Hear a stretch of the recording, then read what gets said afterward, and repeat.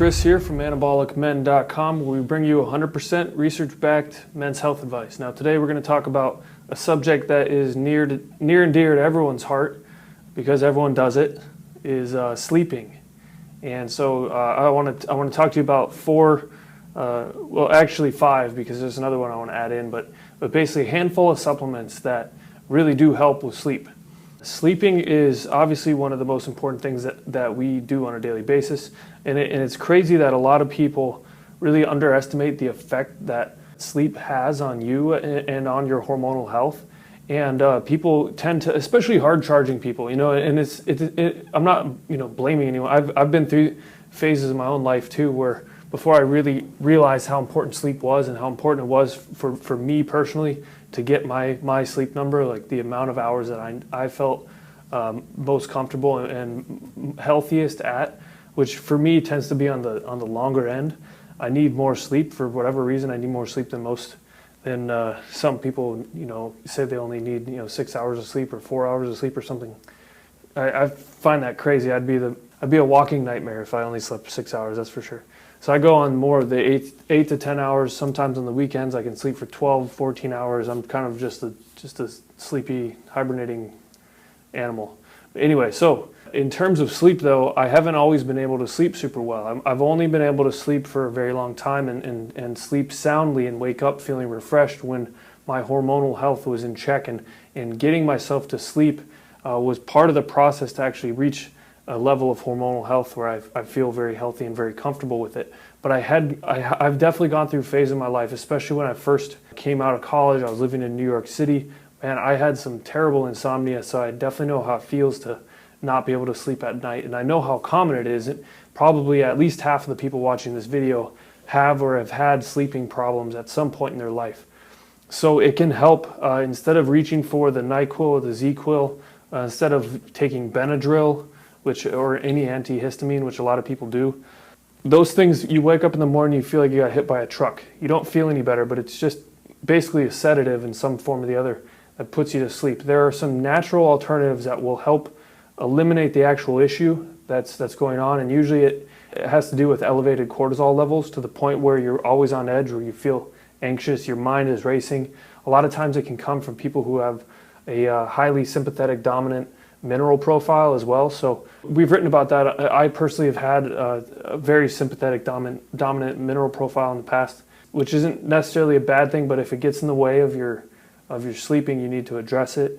So that's basically where you have very high calcium levels and then low levels of potassium, magnesium, and sodium. So by bringing up those levels, you're able to balance it out basically. But chronically high cortisol levels can also be, and are probably even more common cause of insomnia for people. And there's certain things that you can do outside of what the supplements I'm about to talk about, but a couple quick things that you need to make sure that you're doing in terms of the bases. First off, reduce the amount of blue light exposure you get before you go to bed. Second off, sleep in a dark room. If you have light coming into your room in some capacity, whether it is sunlight or if it's light coming through even a blinking clock or from the bathroom light or something like that, just make it dark. Humans are meant to sleep in the dark. Sleep in the dark. Another thing is eating well, so that eating in a way that supports hormonal function. And also another thing is staying on a regular circadian rhythm, getting up at the same time every day or a similar time every day and going to sleep, or at least laying in bed at a similar time every day, and working on that entrainment cycle for your body, because humans do operate on circadian cycles, so you can't fight that.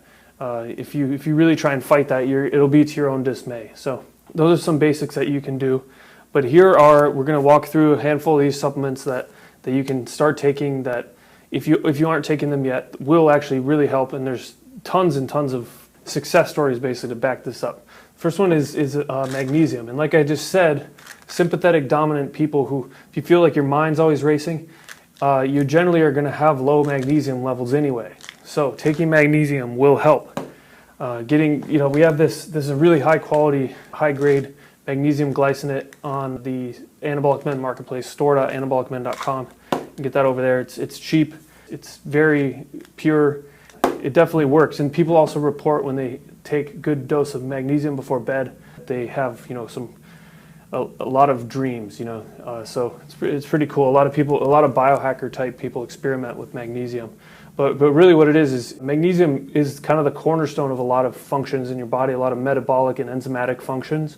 And when you are deficient in magnesium, you're going to have problems because all those functions pull on your natural endogenous magnesium source to function correctly. But when it doesn't have enough, when your body doesn't have enough magnesium, things can start to go wrong and insomnia can start to happen. So here, even according to this study right here, 68% of Americans are deficient in magnesium.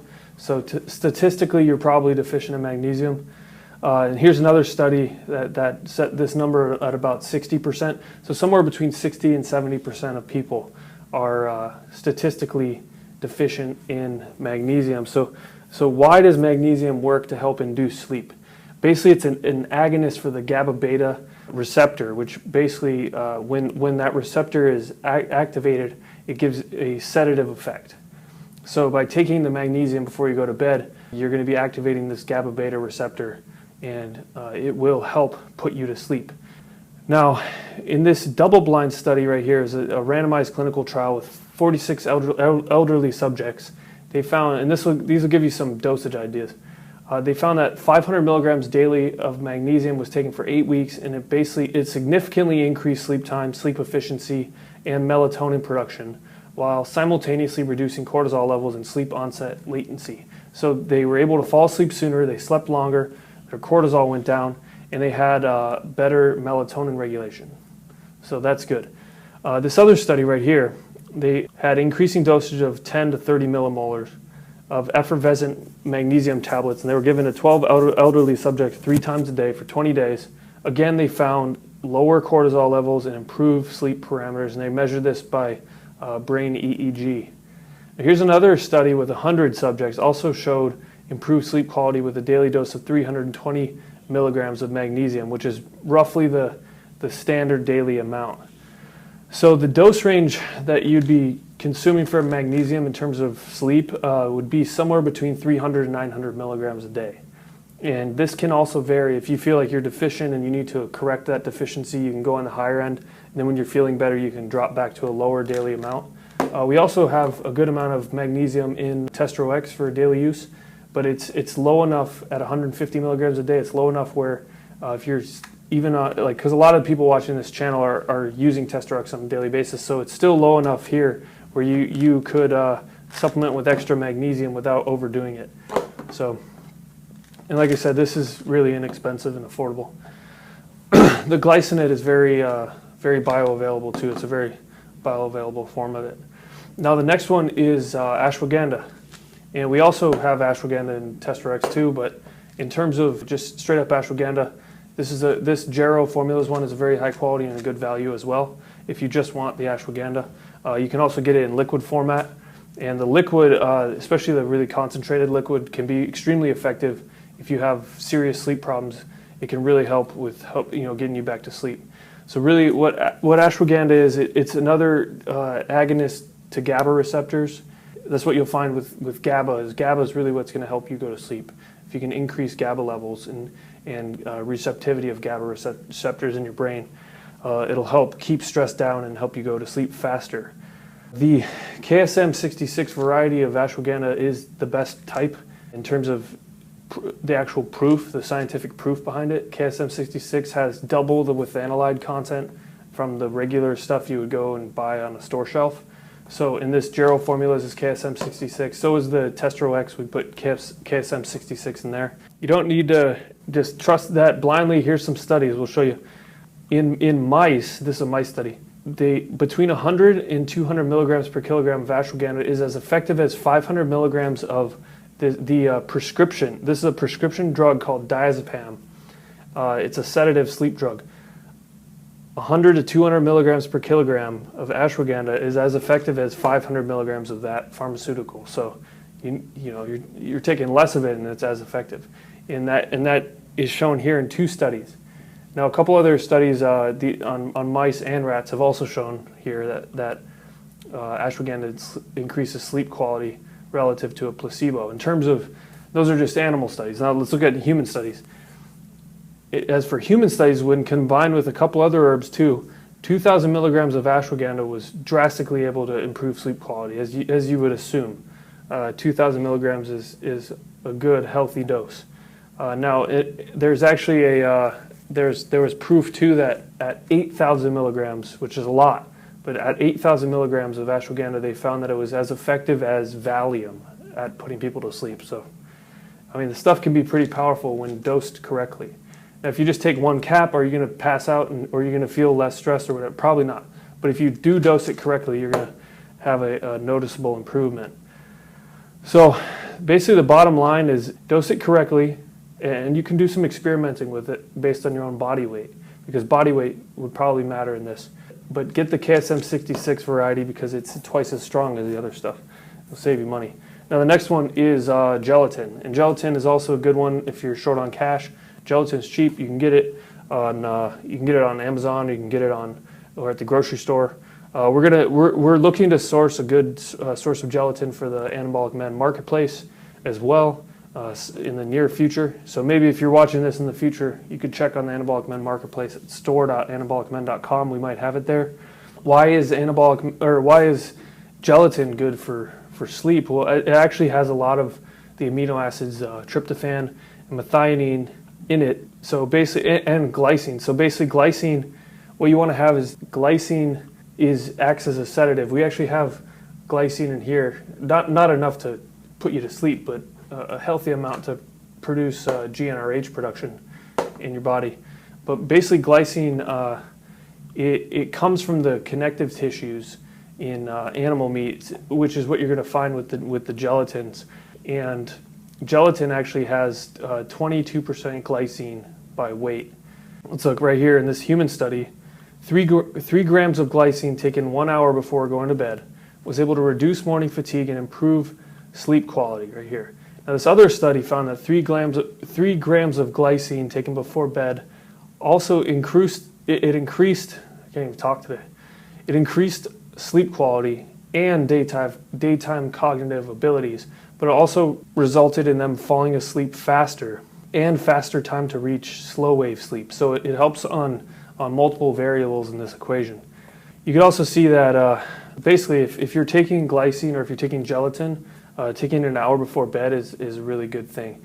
And that's actually why when a lot of people are asking when to take Testro X, and what I recommend is when I always take Testro X before I go to bed, about an hour before I go to bed. And I don't have sleep problems, but I definitely don't have sleep problems when I'm taking my supplements correctly. I definitely just pass right out. Now the next one is probably the most well-known or most popular, wherever it is. Here it is, melatonin. We have this liquid one, this pure melatonin on the marketplace, but melatonin is actually really good. It's a neurohormone that causes and regulates sleep. And you'll see actually a lot of, specifically an interesting tidbit about melatonin is like, if you're out in the sun a lot, you know why you get really sleepy. Say if you go for a beach day or you lay out at the pool on vacation or something, you get really, really tired even though you did nothing, because the vitamin D and the melatonin kind of are going to act against each other. So melatonin is going to have a spike when you get out of the sun. The high amount of vitamin D, you're going to have a spike in melatonin, and it's going to make you fall asleep. But you can actually, just take melatonin before going to bed, and it'll help out. So here's a study right here. Taking supplemental melatonin is able to increase blood melatonin levels both in the daytime and in the nighttime. And then here are 3 studies we'll put up on the screen that show that anywhere between 2 and 10 milligrams is effective at reducing insomnia.